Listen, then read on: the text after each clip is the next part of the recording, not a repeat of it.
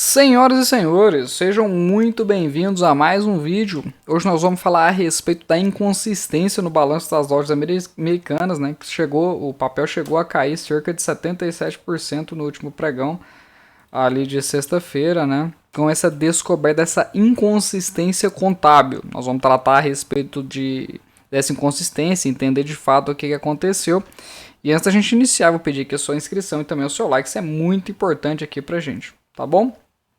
Pessoal, vamos lá, tratando a respeito de lojas americanas, a Americanas descobriu, né, falando um pouquinho desse relatório que foi produzido aqui pelo time de análise do BTG Pactual, informou que tinha algumas inconsistências de lançamentos contábil referente, né, a exercícios anteriores, incluindo de 2020, que reduziam o saldo de sua conta fornecedor, financiamento e fornecedores. Pessoal, para ficar claro, de que se trata essa operação? Uma varejista, quando você compra uma geladeira, por exemplo, ela comprou de um fornecedor, pode ser a Samsung, a Consul, enfim.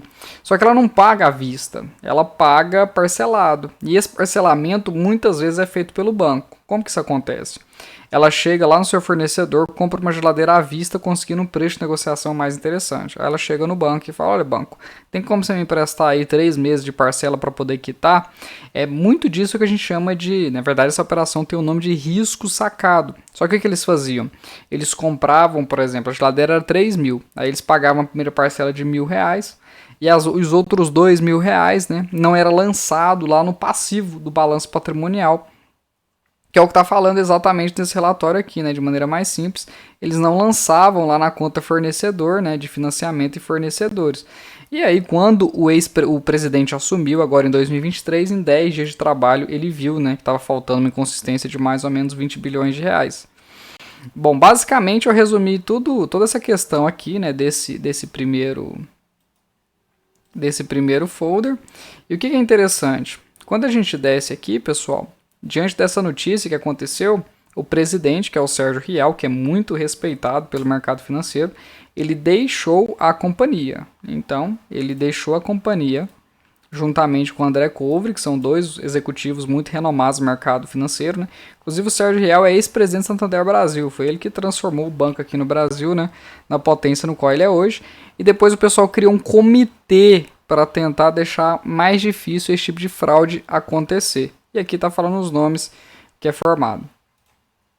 Olha aqui que interessante, pessoal. Quando a gente vem para o market cap, basicamente o valor de mercado aqui das lojas americanas está em mais ou menos 2,5 bi, 2,4 bi.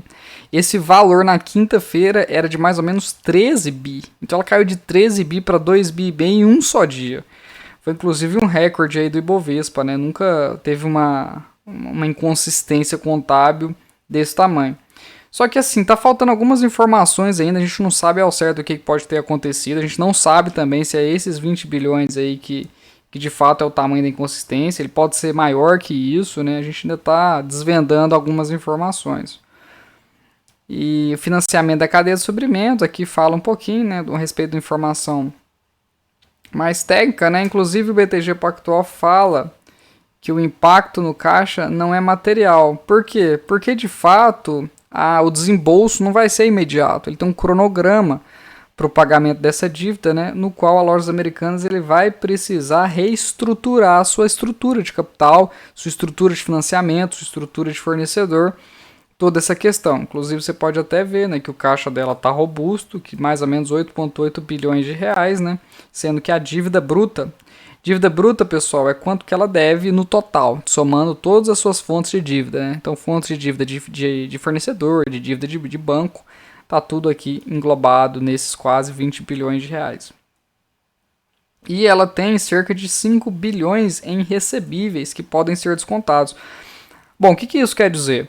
5 bilhões em recebíveis é o contrário. Aí é quando ela vende a prazo para nós que somos clientes. Quando a gente compra uma geladeira dividida em 10 vezes, a gente paga a primeira parcela, as outras 9 parcelas dos produtos que ela vendeu a prazo, combinados, dá mais ou menos 5 bilhões que podem ser descontados, né? Refletindo aí a solidez do seu caixa atual. Isso é quando a gente está falando do agora, baseado nas informações que a gente tem. O que é interessante, pessoal? É a gente analisar a estrutura de dívida de uma empresa. Eu sempre gosto de falar isso para os meus clientes, eu que sou assessor de investimento, que Porque uma empresa que não tem dívida, ela não pode quebrar. Por isso que é muito interessante a gente especializar mais na dívida do que de fato no resultado da empresa, né? Especializar mais na defesa, sendo mais conservador, do que de fato no ataque. Esse aqui é a análise da dívida de liquidez. Esses números aqui são multiplicados por milhões. Então, ou seja, o caixa nós estamos falando aqui no terceiro trimestre de 21 de mais ou menos 9 bi. E agora em 2022 de mais ou menos 8,7 bi. Recebíveis é aquilo que a gente falou, né? São os clientes que compram a prazo e vão pagando, né? Quem faz a dívida, que vão pagando as parcelas, né? Dívida de curto prazo e depois em contas a pagar. Tá aqui todo o cronograma. Comparando o terceiro trimestre de 21 contra o terceiro trimestre aqui de 22. E aqui a gente está falando também sobre os índices de liquidez da companhia. O que é bom a gente olhar? Principalmente esse caixa sobre a dívida de curto prazo. Quanto menor, melhor. Tá bom? Então, ou seja, ela precisaria gerar um caixa de mais ou menos 2,7 anos para poder quitar a dívida de curto prazo e a dívida de curto prazo de mais ou menos 4 anos a valores de hoje. Isso contando que ele não vai nem subir e nem cair. Tá bom? Passando para o próximo. Aqui sim está exatamente o cronograma da dívida que eu gosto de apresentar para os clientes. A dívida de agora é de mais ou menos 281 milhões, sendo que nas informações atuais a gente sabe que a empresa tem pouco mais ali de 8 bi de caixa. Para 2024, 400 uns quebradinhos, quando a gente pega as outras, né, a gente vê cada uma delas sendo a dívida de longo prazo a mais generosa. Outra questão que é interessante, pessoal, é porque a sua estrutura de dívida, os empréstimos, financiamentos, eles são tanto em real quanto em moeda estrangeira. A maior parte dessa moeda estrangeira é em dólar. E ela tem uma parte que é fixo. O que significa dizer que é fixo, pessoal? Significa dizer que é uma taxa pré-fixada. Já sabe exatamente quanto que vai pagar, que é só crescer os juros. Por exemplo, 12% ao ano. E variável é, por exemplo, com uma taxa. Por exemplo, percentual do CDI mais 3% ao ano, percentual do CDI mais 5% ao ano. Isso acontece. E já em moeda estrangeira é 100% variável. Até para dar um pouco mais de segurança para os seus credores. Aí aqui tem toda a estrutura, não vou entrar em muitos detalhes por ser uma questão mais técnica, mas a gente está falando de todas essas questões aqui. Bom, o relatório foi esse, depois tem algumas informações aqui por disclaimer. Se você quiser esse relatório, eu vou deixar o link dele na descrição. E aí é só você entrar em contato e falar, gostaria de ter acesso àquele relatório, você pode destrinchar eles aqui, né? Os clientes do BTG podem ter acesso a esse relatório tranquilo a respeito da área de varejo e consumo. Outra parte interessante, pessoal, é que se vocês quiserem ter acesso direto a esses analistas também, o meu trabalho como assessor de investimento é justamente trazer mais pessoas para a gente poder sustentar a tomada de decisão, para deixar mais simples, para deixar mais embasado. A gente consegue contactá-los aqui sem nenhum problema. Meus clientes ele têm acesso também a esses analistas para entender um pouquinho de varejo. No geral, o business de varejo no Brasil é muito delicado, né? Principalmente quando a gente vê que a economia brasileira é muito volátil. E aí é uma empresa que tomou crédito com a taxa Selic de 2% ao ano. Se ela for tomar crédito no dia de hoje, ela vai pagar bem mais do que isso, né? E isso deixa a despesa financeira das varejistas numa posição delicada.